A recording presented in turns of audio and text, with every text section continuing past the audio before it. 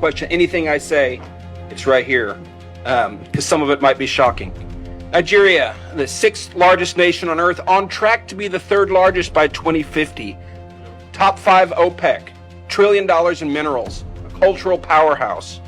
Nigerians are among the most educated and wealthy in the United States, and they do it with integrity, sharing the values that made America great. Last year, General Michael Langley, AFRICOM, declared the region anchored by northern Nigeria as the epicenter of global terror. ISIS, Al-Qaeda, others call it home. Their stated ambition, full Sharia across Nigeria, and then a global jihad launch pad. The recent Old Dominion shooter was radicalized in Nigeria.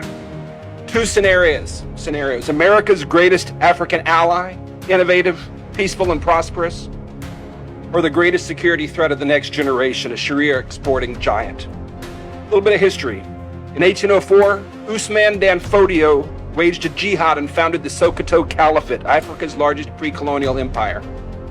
Beheading, raping, destruction, displacement, 2 million slaves at its peak. This caliphate has never ended. That's North Nigeria. The British found two worlds, brutal Sharia north and vibrant, friendly south. They kept the caliphate intact as enforcers, indirect rule they called it, then merged the two in 1914. The South declared independence in 1967, Biafra. The civil war that followed, the British backed the North, which blockaded the South, shot down Red Cross planes. Up to 3 million, mostly children, starved to death. The South fell in 1970. Since then, power has stayed in the North by design, the caliphate. The current constitution, imposed by northern military dictator, mentions Sharia in Islamic terms 165 times. Christianity, 0. At least $9 billion a year in blood minerals are looted mainly by China, paying jihadis and corrupting military and political officials. It was President Goodluck Jonathan in his living room that leaned in and informed me about that. I know a lot of people there. I've been there a lot. Most of this is firsthand. Some key people that have been involved in this. Barack Obama unleashed the current genocide. In 2010, my first trip, Nigeria had an accidental Christian president, Goodluck Jonathan. Booming economy, only nation on earth where radical Islam was being pushed back. No slaughter, hardly any displaced people, just from random stuff. Northern warlord challenged Muhammadu Buhari, publicly called for Sharia law across Nigeria and globally. Boko Haram chose him to mediate with the government. Tinubu helped get him in office, the current president. David Axelrod was his campaign advisor. Obama blocked U.S. counterterrorism support to Jonathan, blocked other nations from helping. Jihadists flooded in from North Africa, villages massacred, millions displaced, raped, enslaved, kidnapped, churches burned. Buhari ran on ending the insecurity. It only got worse. Another person, the Sultan of Sokoto. He's like Pope and King to 108 million Muslims. Dan Fodio's 20th generation successor. He was a Nigerian general deployed to Pakistan and Afghanistan during the War on Terror, when we captured Nigerian fighters alongside Al-Qaeda and the Taliban. He returned and assumed the throne in 2006, and international terror tactics and organizations appeared soon after. He has never decreed an end to the killing or mineral looting in his domain, but he's called social media a terror organization. In 2025, he publicly supported the push for Sharia in traditionally Christian southern states. President Bola Tinubu, if that's his real name.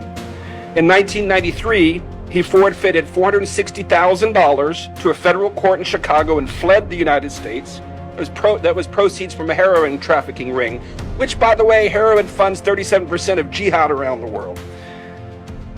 He has appointed a man to rewrite the national curriculum whose defining credential is the book, The Islamization of Knowledge, which explicitly calls for intellectual jihad to oust Western education from nursery schools up to universities. This is academic Boko Haram by definition. And this is the guy that Tinubu put in charge of the curriculum of 50 million African Nigerian children. His new defense chief called the terrorists prodigal sons who deserve rehabilitation. That's the defense chief. NSA Nuhu Ribadu personally called me on October 5th to be Nigeria's Jane Fonda. It is documented he armed Miyadi Allah, the Fulani militia chaired by the Sultan, and named in HR 7457 for potential FDO organization. He has publicly called the terrorists brothers. Mossad Boulous, Trump's senior advisor for Africa and the Middle East, holds multiple citizenships, including Nigerian, lived in Lagos for decades. He parrots verbatim talking points of terror-linked northern imams.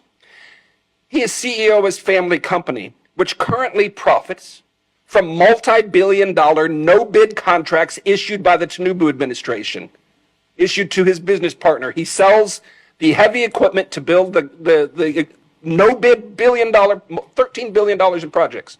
This is Trump's senior advisor. He's also Tiffany Trump's father-in-law. Examples of ongoing failures and impunity. Ingoshe, Borno State, wiped out in the Gwoza massacre of 2014. The government recently assured refugees in Cameroon it was safe for them to return, paid them to return. Within weeks, on March 3rd, Boko Haram slaughtered dozens, more than 300 abducted into slavery, including the wife and daughter of a friend of mine. The military was largely AWOL. The attacks continue there. Deborah Samuel Yakubu, 2022, college student. After finals, she posted on WhatsApp, "Jesus is the greatest. He helped me pass my exams." The next day on campus, as professors and police watched, she was beaten, stoned, tires heaped on her, and burned alive, while students filmed selfies in front of the flames celebrating. The deputy imam of the National Mosque, who performed President Buhari's daughter's wedding, publicly justified the killing within 24 hours on his own Twitter account. No one was punished. Nnamdi Kanu, British Nigerian broadcaster from London, illegally abducted from Kenya, tried under a defunct law, now serving life in Sokoto prison for words spoken in Great Britain. Meanwhile, the northern imam just recently offered a 1 million naira bounty for the head of a pastor, then doubled it to taunt his critics. No charges, no condemnation from officials. I've been corresponding with the guy. He helped him get to a safe house, but he and his family are in danger and they need help. The Nigerian government goes to great expense to rehabilitate the killers, while millions of innocent displaced victims are denied, neglected, and dying. The narrative war. The farmer herder and climate change framing started in the Obama State Department. The original reference document was